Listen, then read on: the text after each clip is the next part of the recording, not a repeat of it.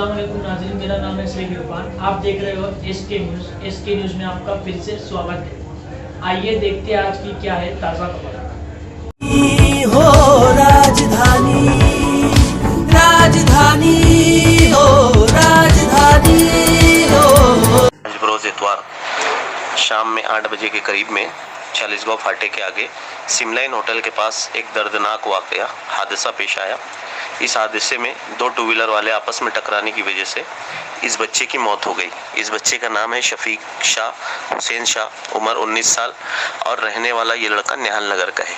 निहाल नगर से निकल के ये लोग शायद अम्बेडकर नगर में भी रह रहे हैं।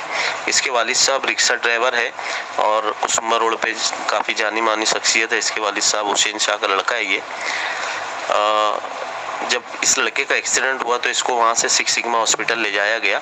सिक्स सिग्मा हॉस्पिटल में डॉक्टरों ने इसे मुर्दा घोषित किया। वहाँ से निकालने के बाद सिविल हॉस्पिटल में इसकी डेड बॉडी लाई गई और वहाँ से सिविल हॉस्पिटल में लाने के बाद अभी तकरीबन 1 बजे के करीब में रात में डेड बॉडी उसके घर वालों के ताबे में दी गई।